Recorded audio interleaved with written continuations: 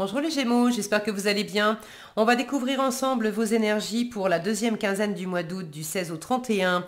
Gardez bien à l'esprit, comme d'habitude, que ce sont des énergies générales, c'est comme une sorte de météo, et vous seul décidez de ce que vous en faites. Donc prenez uniquement ce qui résonne pour vous dans ce tirage, et le reste vous laissez. Je vous invite également à consulter les vidéos de votre ascendant et des autres signes de votre thème astral pour compléter ces informations. Ici, l'énergie avec laquelle vous entrez dans cette quinzaine, ce que vous voulez, comment vous vous sentez, la force qui vous soutient, le challenge à relever, le résultat global de cette quinzaine et un message conseil pour finir.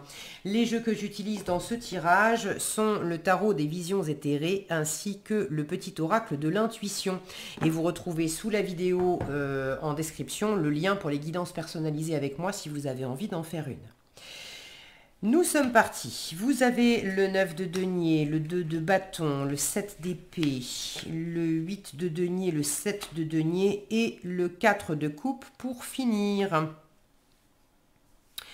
La moitié du tirage en denier et on termine avec un 4 de coupe. J'ai quelque chose de très posé pour vous pendant cette quinzaine. Vous n'avez pas envie d'aller plus vite que la musique. Vous êtes justement assez précautionneux. Vous faites quelque chose dans votre coin. Vous le faites à votre rythme. Vous cherchez aussi à trouver le bon équilibre entre profiter de la vie, profiter de votre quinzaine, profiter de vos vacances aussi peut-être, si vous êtes en vacances. Et puis faire fructifier des choses dans votre environnement, dans votre travail professionnel, mais ça peut être aussi dans votre vie familiale, dans votre vie artistique. Bon, il y a des choses que vous entreprenez qui vous absorbent beaucoup et qui vous demandent de la patience, qui se mettent en place tranquillement.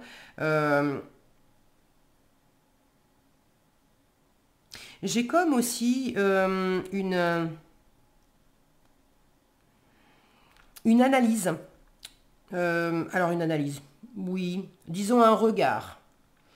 Un regard sur le chemin que vous avez parcouru. Et vous laissez décanter tout ça, vous observez d'où vous êtes parti, tous les efforts que vous avez fournis, le temps que ça vous a pris, comment vous vous êtes investi, l'argent que vous avez investi, les retours sur investissement que vous avez eus, l'énergie que vous avez investie, comment ça vous a nourri, comment ça vous a servi, comment ça vous a fait plaisir ou au contraire épuisé.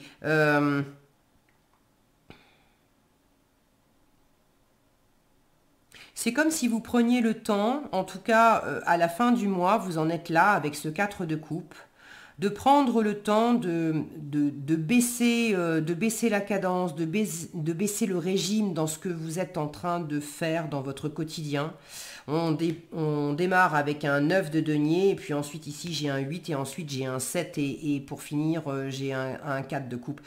On baisse la voilure là. Et pourtant, les deniers, ce sont les cartes, les éléments, l'élémentaire, ce sont les cartes les plus lentes de tout le tarot. Mais il y a quelque chose que vous posez encore plus, jusqu'à en arriver à ce 4 de coupe où on ne bouge plus. On est dans un état méditatif, où là, on laisse décanter la situation, on laisse décanter les choses, on observe. On se contente d'observer. On n'est plus du tout dans l'action. Et on observe notamment tout ce qu'on a réalisé avec ces deniers.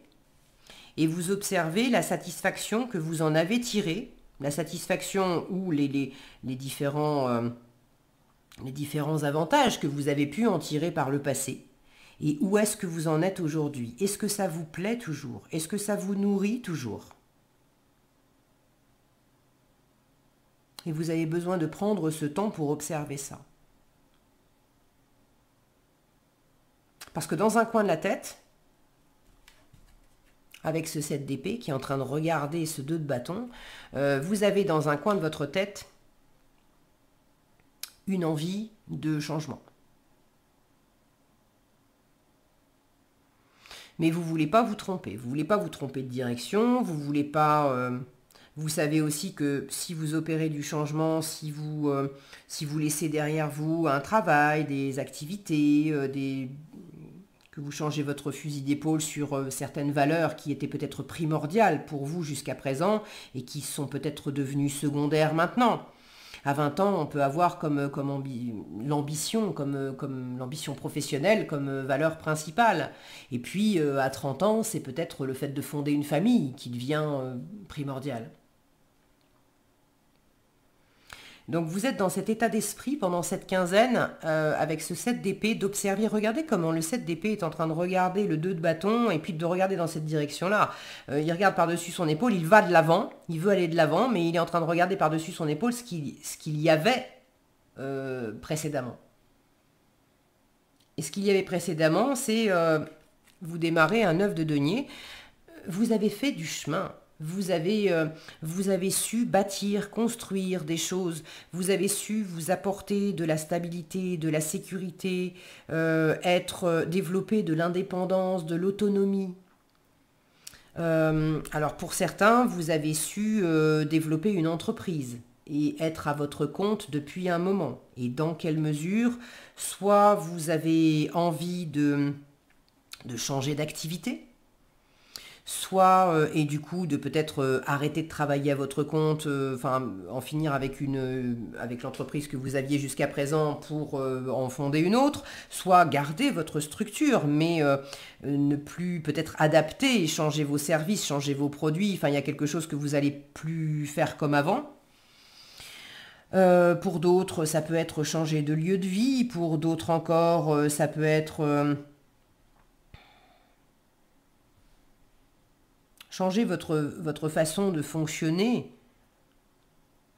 Qu'est-ce qui vous apportait de la stabilité, de la fierté personnelle, sur quelles valeurs intérieures, sur quelles expériences vous aviez l'habitude de vous appuyer parce que vous les maîtrisiez bien déjà, et puis elles vous servaient, elles vous nourrissaient, ça vous a beaucoup apporté. Donc il y a tout ça dans ce 9 de denier, toute cette récolte magnifique, les fruits de ce que vous avez bâti, construit depuis des années, avec beaucoup de satisfaction personnelle. Et ce que vous voulez, c'est sortir de votre zone de confort pour aller explorer d'autres possibilités, d'autres horizons. Alors vous n'avez pas encore pris votre décision, vous n'êtes pas encore parti, vous êtes en train d'examiner, c'est la zone de confort, le 9 de denier, et puis alors c'est très confortable, c'est très abondant, c'est très agréable, on pourrait choisir d'y couler ses vieux jours. Mais il y a une part de vous qui a visiblement envie d'ailleurs. Alors, est-ce que vous avez déjà une petite idée de ce que ça peut être, mais vous n'êtes pas encore parti? Vous êtes en train de préparer le départ. Alors, le départ symbolique, de préparer le changement, on va dire. Et vous préparez ça vraiment en catimini. Vous êtes dans la stratégie, vous préparez ça comme un sioux. vous en parlez à personne ou à très peu de personnes. Soit parce que vous n'êtes pas vraiment sûr de vous, vous êtes encore dans cette observation, dans cette phase d'analyse, de décantation, de prendre votre temps, de ne pas faire n'importe quoi avec l'argent, avec votre lieu de vie, parce que ça peut impacter les décisions que vous allez prendre là. J'ai l'impression que ça impacte vraiment votre monde matériel. Vos finances, votre travail, votre lieu de vie, des choses vraiment très, très concrètes.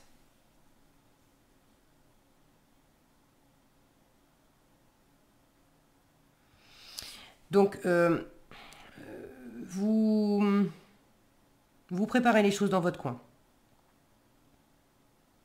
Vous y réfléchissez dans votre coin. Vous observez dans votre coin aussi.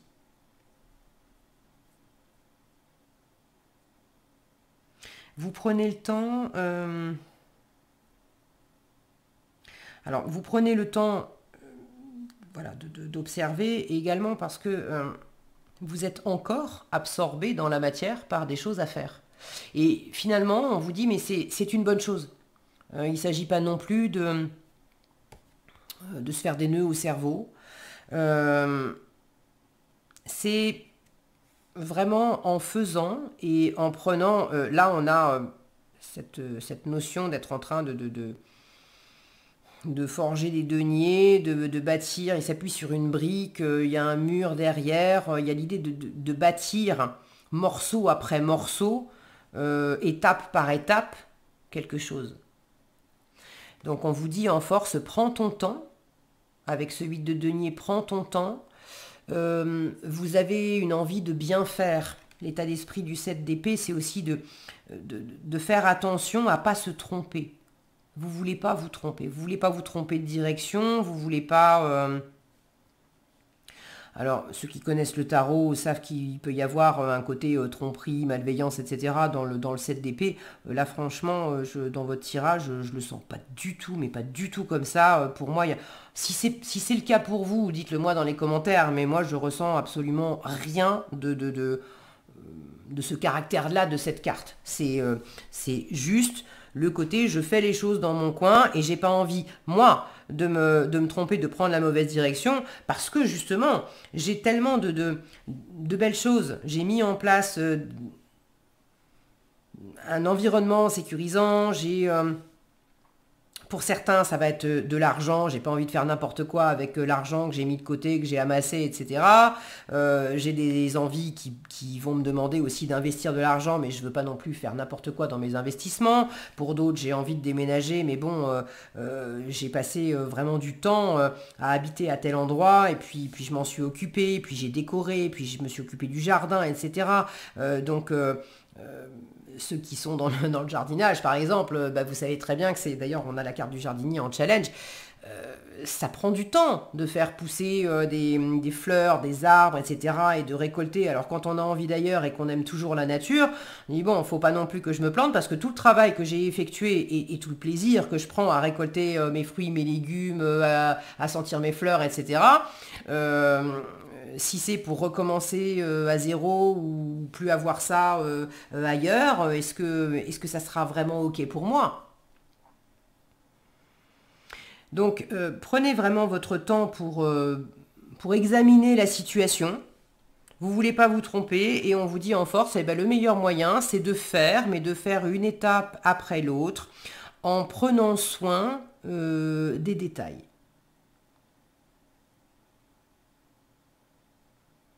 Il y a une forme de perfectionnisme dans le 8 de denier. Alors, il ne s'agit pas d'être dans un perfectionnisme qui vous empêche d'aller de l'avant, mais de prendre ce temps de bien faire les choses. Et d'être, là on vous dit, tout ce qui contribue à absorber ton attention parce que tu es en train de faire, de réaliser quelque chose, et ben c'est une bonne chose, parce que pendant que tu es absorbé à réaliser quelque chose, tu vas pas te faire des nœuds dans la tête. En challenge, on a un 7 d'épée qui peut me parler de patience. Est-ce que ça vous challenge parce que ces envies d'ailleurs que vous avez, il y a quelque chose qui prend un peu trop de temps? Ou alors, l'inverse, c'est de la procrastination. C'est-à-dire qu'en challenge, oui, ça vous fait envie, mais il y a une part de vous qui repousse parce que, et c'est totalement compréhensible, il y a quelque chose de très agréable ici.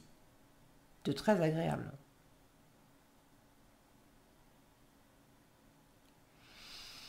Il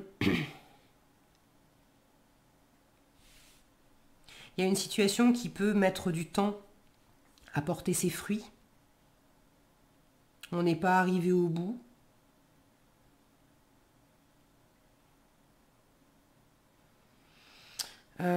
Pour d'autres, il y a cette notion d'avoir envie d'ailleurs et en même temps de se dire waouh, attends, ça m'a pris du temps, de l'énergie, des investissements, etc. pour obtenir ce que j'ai maintenant. Et il faudrait, à l'image de ce jardinier, recommencer. Je suis encore en train de récolter, j'ai peut-être même pas encore fini de récolter les fruits des efforts que j'avais fournis dans le passé et que je fournis encore d'ailleurs. Pas par obligation, hein, vous le faites parce que vous le voulez bien, hein.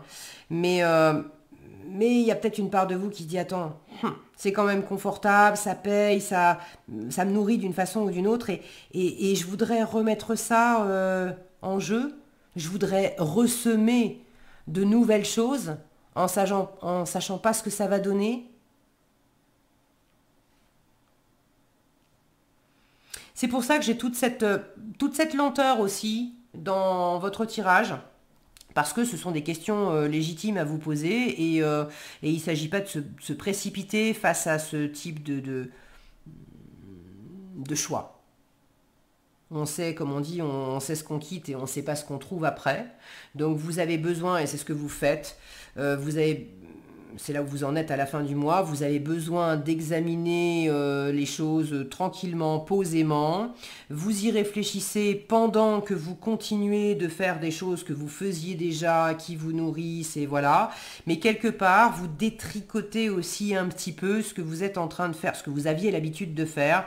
Vous baissez un petit peu la cadence, comme j'ai l'image qui me vient d'un film à l'époque, parce que maintenant on est à l'époque du numérique, mais à l'époque des bobines de films, où on avait des pellicules de films, où on avait...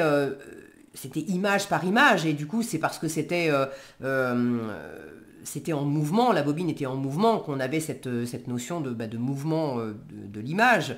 Mais quand on réduit la vitesse à laquelle tourne la bobine, on finit par voir les images les unes après les autres. Et là, j'ai cette sensation-là que vous avez besoin de réduire le rythme de manière à observer image par image le chemin qui vous a conduit à ici et maintenant, où vous en êtes, et comment vous pourriez vous projeter après. Et vous en êtes là à la fin du mois, de faire ce bilan, de vous reposer, de laisser décanter, de méditer là-dessus, et de faire un peu la part des choses. Avec le 4 de coupe, on observe intérieurement aussi, on observe ce qui nous plaît encore et ce qui ne nous plaît plus. Il y a des choses pour lesquelles vous vous sentez sans doute blasé. Vous en avez fait le tour, c'est bon, c'était très chouette, c'était très sympa. Mais je connais ça par cœur. Je connais ça par cœur. Et j'ai plus forcément envie de la même chose. Donc vous laissez poser pour faire ce tri intérieur. Le mot décantation, c'est vraiment celui qui convient le mieux. Vous laissez décanter les choses. Le conseil qui vous est donné dans la catégorie Cosmos, la Terre, vous dit à chaque pas, la Terre-Mère porte ta vie. On est vraiment dans l'élémentaire avec tous ces deniers. À chaque pas, la Terre-Mère porte ta vie. Connecte-toi à sa fertilité, à sa générosité. Alors tes rêves et toutes tes actions deviennent des graines qui fructifient. C'est fou ça. Je vous parlais de graines avec le jardinier, je vous parlais à chaque pas de prendre les choses posément, une étape après l'autre.